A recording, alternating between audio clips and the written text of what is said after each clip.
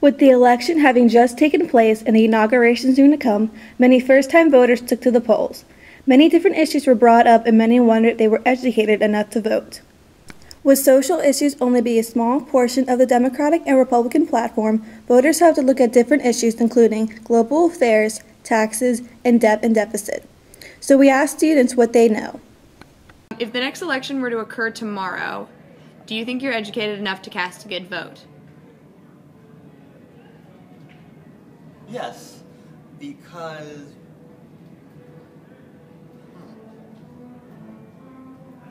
no. I have no idea what's going on. What are your opinions on the fiscal cliff? The fiscal cliff. What are your opinions on the fiscal cliff? I have no idea what that is. India. I didn't know there was anything going on in India. I just thought India was being itself and just chilling there. I didn't know anything was happening in India that I know of at all. I didn't know anything was going on in India. Bettina Hinkle, an international affairs teacher at Manchester High School, hopes to keep her students up to date on current events in America and the world around us. I wish there was an opportunity for that. I would actually sacrifice some of the history for more current events and social studies classes that are required.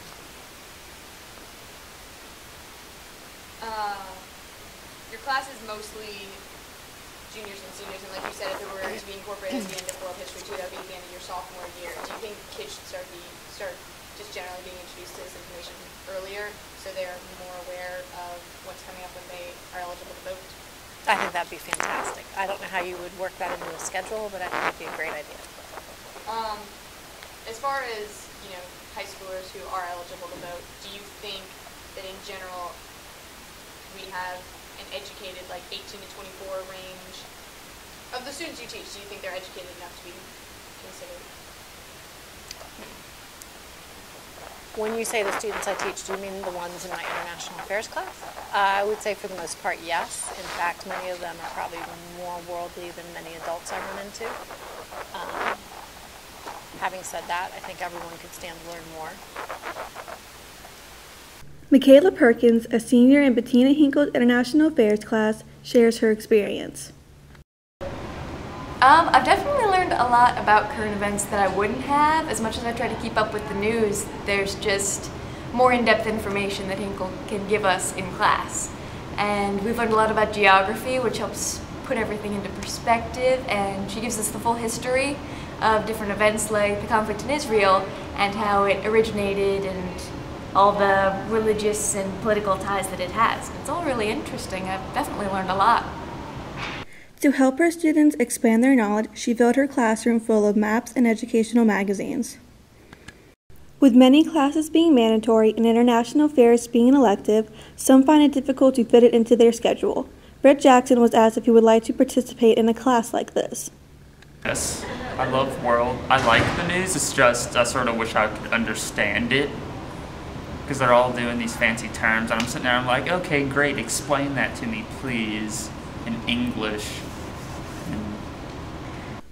Many young adults are getting their news from the internet, if they're getting any news at all. It seems newspapers and news televisions are declining in popularity. Media aspect, I'm a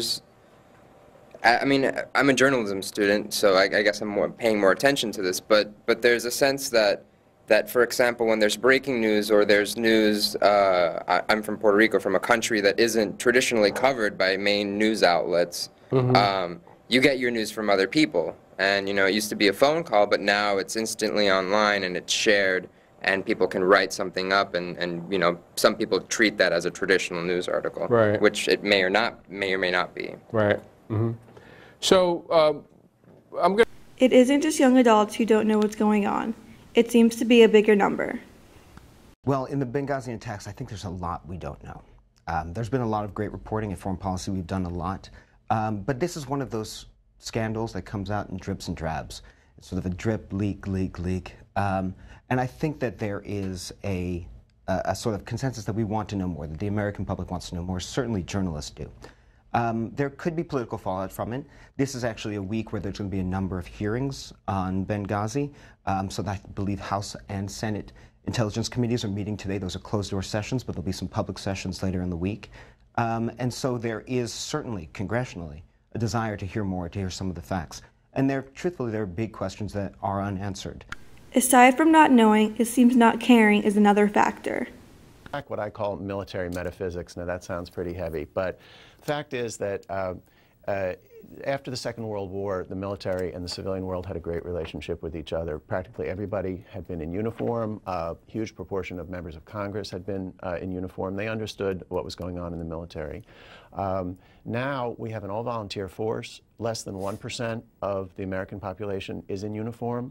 The military doesn't really understand why it does what it does. It goes out and it gets its behind shot off, and then comes back home, and America doesn't seem to care. With young adults and teenagers being the future of America, it is a must to keep them up to date. Otherwise, not caring and not knowing could be the downfall that America could see. Letting students know they can make a difference and having a positive attitude is a key move. Also, having helpful teachers and classes is just another way. Being up to date is important. Your knowledge and your decisions impact everybody.